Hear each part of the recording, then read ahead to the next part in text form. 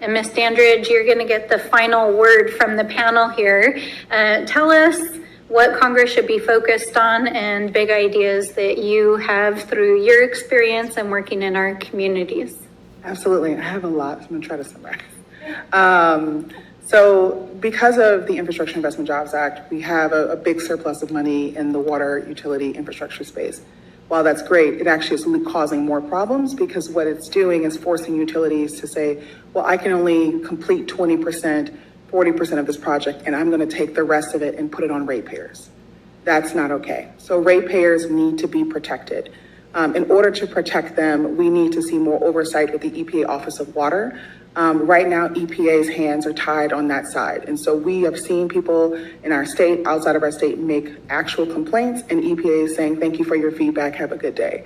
That's unacceptable. So ratepayer rates need to be protected to ensure that the additional costs of upgrading these utilities aren't put on them.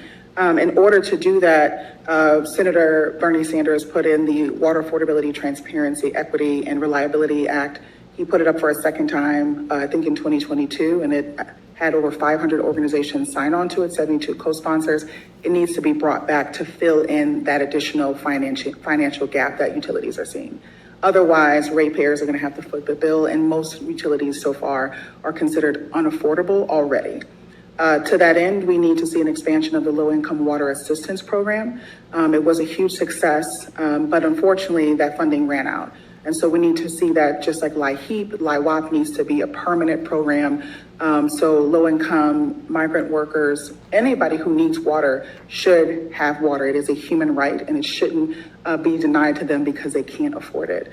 The other issue as well is subsidizing that other cost of water. So really helping utilities cover the additional costs through not just, Infrastructure Jobs Act, but more loans. But also SRFs is a huge area that oftentimes gets forgotten. We forget about the Clean and Drinking Water Acts. The SRF programs in many states are not working. And I'm bringing that back, but we need to see more protections for SRFs and make sure they're going to disadvantaged communities that they're intended for. Unfortunately, in a state like Louisiana, they changed the disadvantaged community meaning to cut out poor, Black, and Indigenous communities. So we are not receiving that funding as we should be.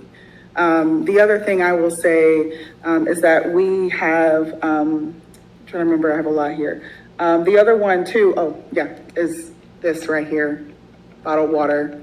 We got to stop.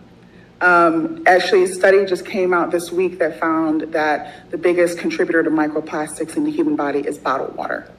The reason why bottled water can get away with it though, even though they're using water from the tap, water from utilities, is because there's a perception that utility water is bad, which in many cases it is because utilities are underfunded.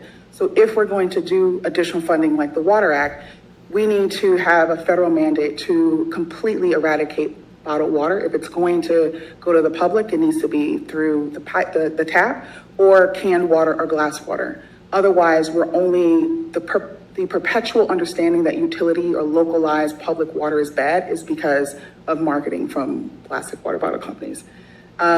Second to last thing is PFAS. Forever chemicals need to be mandated, and really there needs to be strengthened and bulked up. We need policies in the congressional level to just completely eradicate PFAS. Other countries have already done it. We know it's doable and it's possible. We don't need PFAS in every single item that we have. We don't need PFAS in our nails and our shirts and our shoes. It makes absolutely no sense. And again, those forever chemicals have long-lasting harm, as we know. That's why they're called forever chemicals.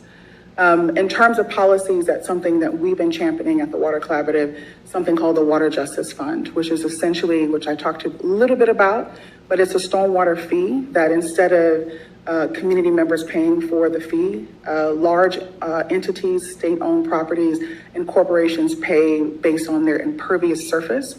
All of that money goes back directly into communities for resilience. So that includes reforestation, green infrastructure programming, workforce development, even fortified roofing programs. There's no way to pay for all of this at the way what we're seeing, and in a place like Louisiana, where all of this, the city of New Orleans, this money tends to just go back up to the state to be redistributed. We don't have funding for resiliency at the neighborhood scale. As we were talking, I got an alert for a flood advisory. I've gotten a flood advisory for New Orleans every single day in the past 2 weeks. So we need flood remediation programs, and the stormwater fee won't just work for places like New Orleans, for example, Jackson, Mississippi, which was in the news for their failed utility. They could benefit from that. So communities that have been historically disadvantaged, that don't have a big tax base, could really benefit from programs like that. So if it's something that is pushed by EPA, pushed by multiple agencies, we can see that. Finally, I know I've jumped a lot at you, but community engagement frameworks need to be required. And I think every single person on this panel has spoken to community engagement, obviously, but a framework, something that is not just a guideline, but an expectation and actually the law that you have to have this. We don't want to just recommend it because people will always try to skirt it because it's expensive, because it takes time, because they don't understand it. Having a framework for based on the size and scale of your project, whether it's a $1,000 project up to a $10 million or a $50 billion project, it needs to have a scalable community engagement framework that is associated with that. There are enough community-based organizations across this nation that can help build that, and it needs to be law that it is required so we don't continue to have the bad examples that we have. People tend to push against climate change because they don't understand it. And why don't they understand it? Because no one's talked to them about it. When you talk to people about it, then they get it. They won't come up with misinformation and all kinds of ideas and conspiracies if you just talk to them.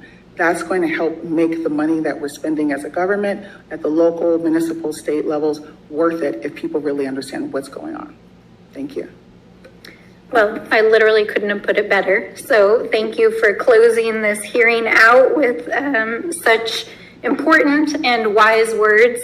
And I think that that is really the challenge of the next chapter, which is luckily, our nation, our current leadership recognizes that climate change is real, it's happening, we've made a historic investment in it, but how do we match that investment, the scale of our ambition, and the speed with which we have to make that transition with the very real needs of our communities, whether it's workers, it's at the neighborhood scale, it's families, or it's state, local, and tribal governments who are trying to figure out how to implement these solutions on the ground. And we can't do that if we don't actually listen to our communities.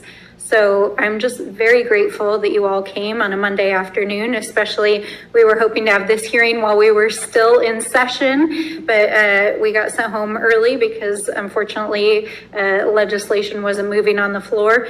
But we're going to have more of these roundtable discussions, and I want to say thank you for those of you especially who traveled to be here with us and who've been doing this work for many years. We appreciate you so much. So to be continued, and with that we are adjourned.